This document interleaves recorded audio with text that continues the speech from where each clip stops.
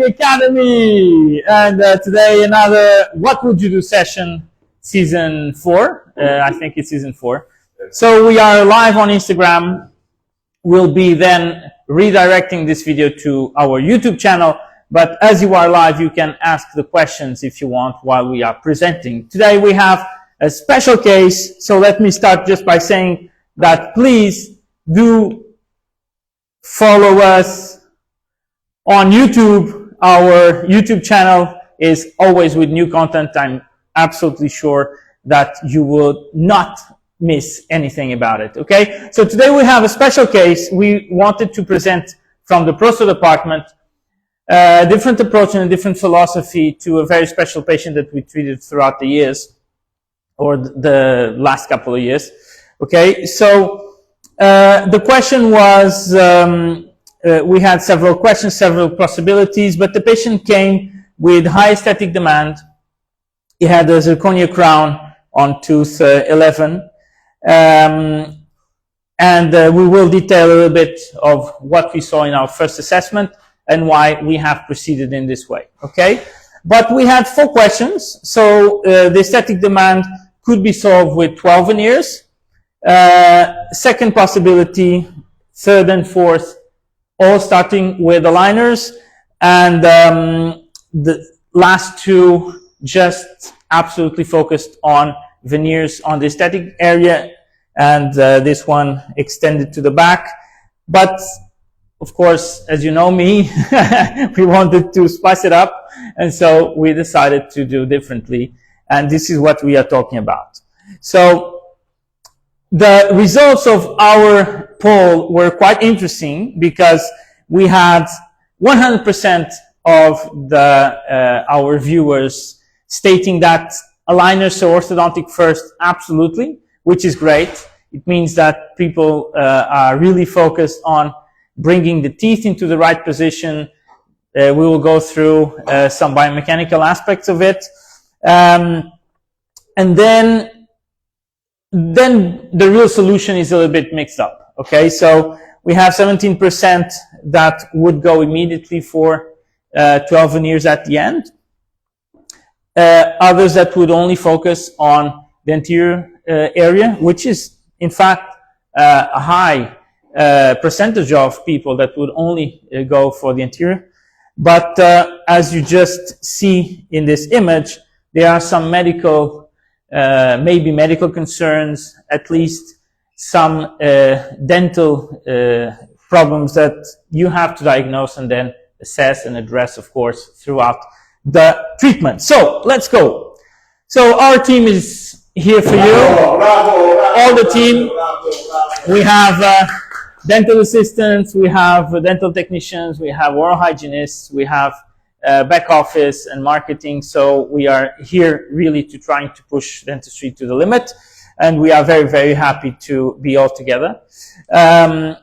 This is the first image of the case. So what you have here is the first imaging as we address the case. What is important for us is the BE analysis, which is the biological, biomechanical, and aesthetic analysis that we address for every patient before we even start thinking about any treatment whatsoever. So we address the risk factors on the biological side, the risk factors on the biomechanical side, and then the risk factors on the aesthetical side. Okay? So what is interesting about this case is, of course, as you understood, is the aesthetic demand of the case and the patient.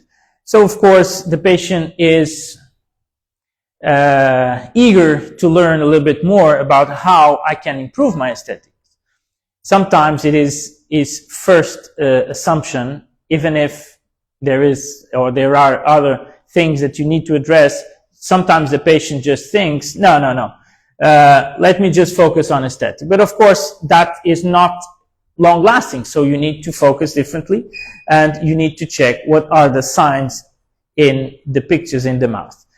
A clear sign that something is happening are these sharp edges on premolars. Okay, premolars normally they have round edges or they have inner versant of the cusp that is has a different configuration and different anatomy, and so this is something that just pops out. As we follow along and we go to the interoral view, there's another thing that pops out, which is the translucent edge, incisal edge. Well, this is a clear imaging, clear image of erosive problem, okay? Because if you have abrasion, what you will have is an edge that is straight, it is wear down, and there's not translucency whatsoever, okay? So this is another point that just pops out. Another thing that pops out is the difference in color of the lateral together with when compared with the rest. And of course, as we just go through the clinical history, we understand that this crown was done due to a fracture, trauma impact over these two teeth.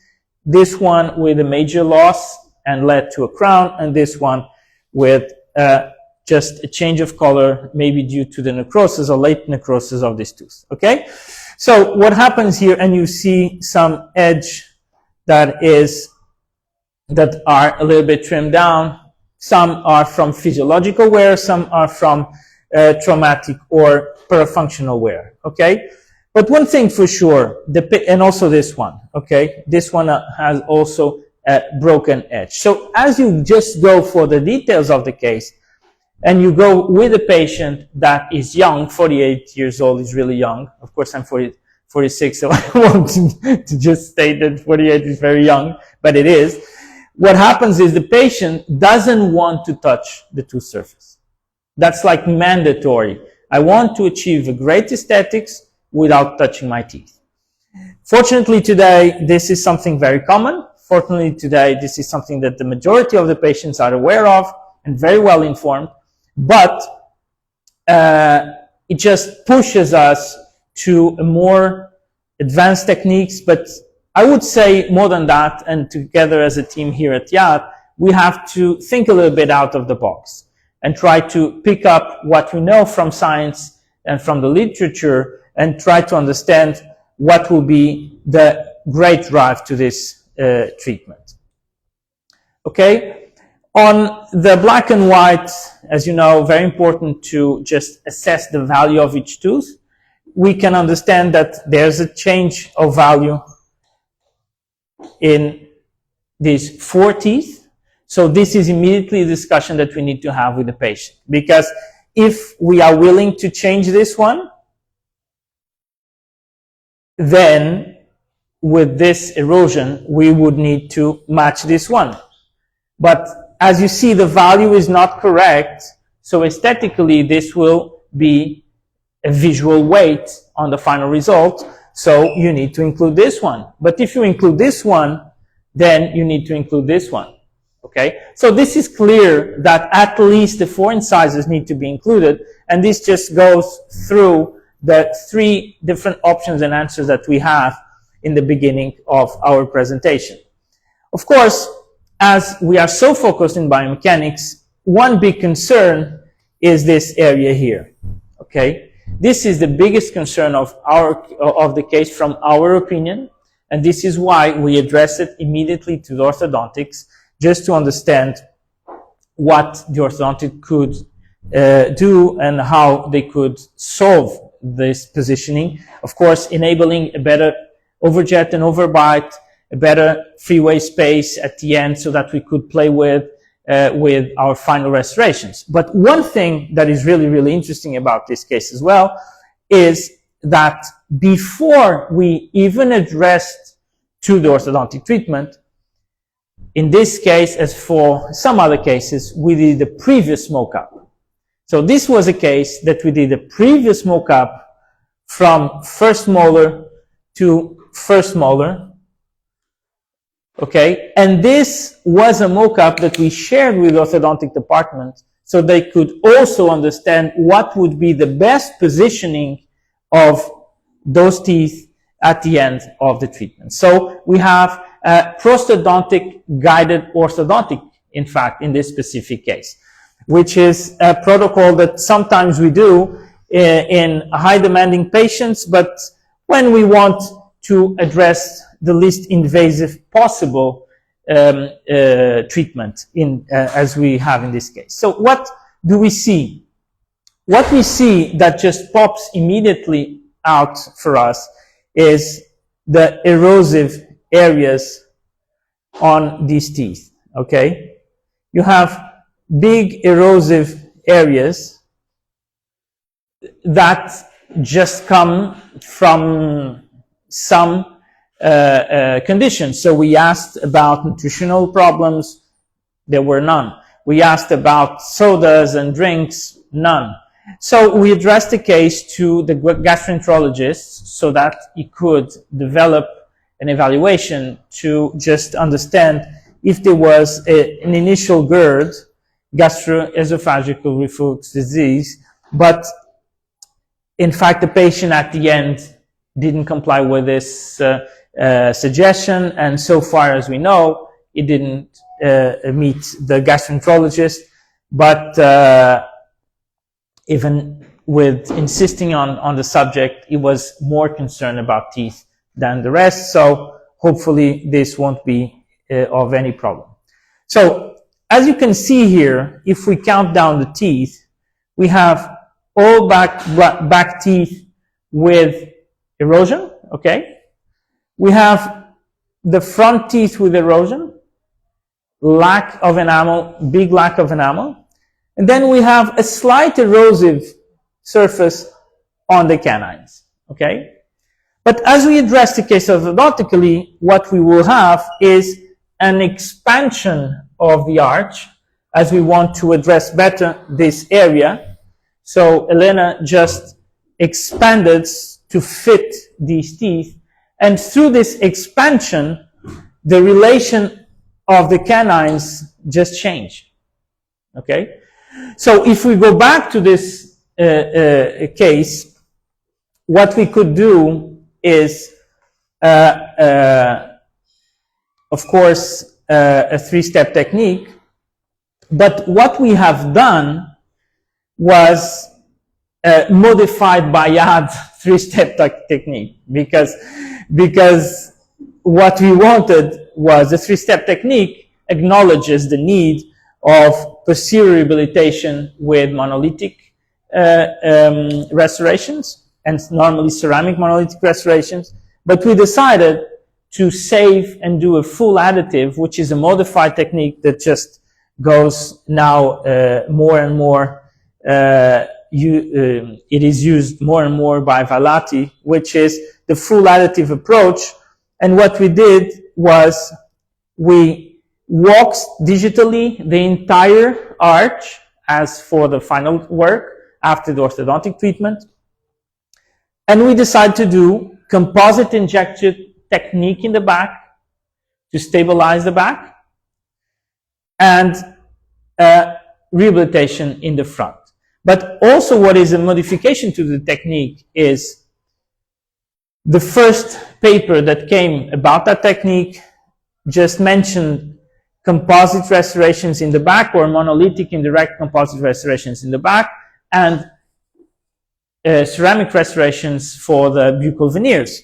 But what we did, as we have this overbite and overjet that changed, but as we have as well this erosive area, and we wanted to stabilize the case for a patient that was really, really demanding on the long term, so we decided to change the prep. This is what we are going to show. So this is the mocha pre-ortho, as I told you, and we just went through this, and we finished with the preps.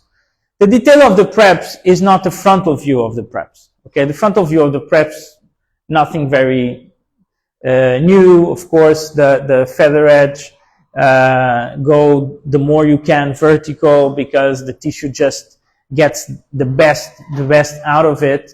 But is the palatal approach of the preps that we will see in the next view that really really stays, as you can see here.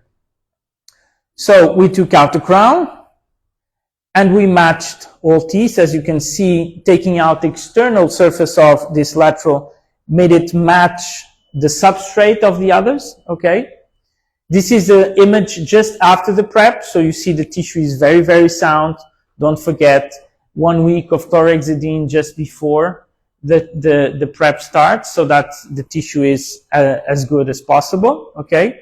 Don't forget, of course, to respect all the axes of the prep following the mock-up, okay? But this is the interesting part of the prep, because what we did was we just slightly prepped until the level of the erosive area. So we identified which area had, at which level the erosive was present. And so we left the prep, the more we could, minimally invasive, so that we could have an area of function here, an area of function here as well, a symmetrical centrals, as you can see, the axis of the prep following precisely the contour of the tooth, okay? And by this, we just modified the three-step technique into what could be called, this could be like a jacket crown, but it's not, because it's not a full contour. It's like a 3/4 prep in some teeth, and this is to respect the maximum we can the tooth structure, give the function and biomechanics, and finish with what we call a modified approach. Okay, so this is the end image with lithium disilicate monolithic veneers. In fact, these are 360, this is a crown, but this is a 360 veneers, okay? And here, still in the mock-up area and phase, so we cemented these ones first, and then we finished with the injection technique. And this is the final result. As you can see, this is composite. This is a composite. And what we will do is that we will save, in this case, the silicon index for the injection technique. We can control throughout annual scannings if there is wear or not of the back teeth. It is stabilized by the palatal approach of the prep in the canines. And as you can see here, then, if we compare, this is the first and the final imaging. Okay, again, this is composite, very good brilliance for this composite. This is the before and after with already the composites here stabilized. So it's a full additive approach in the back and a conservative approach as well in the front. So this was orthodontic treatment combined with the prosthodontic planning prior to the orthodontic, and then modified technique, a three-step modified technique and modified preparation on the front teeth to stabilize occlusion, stabilize biomechanics, get aesthetics, and get the best result in terms of long-term stability. So follow us on YouTube, and thank you so much for watching. Do you have any question? Do you have? No? No questions? Oh my God. See you next week. Bye-bye.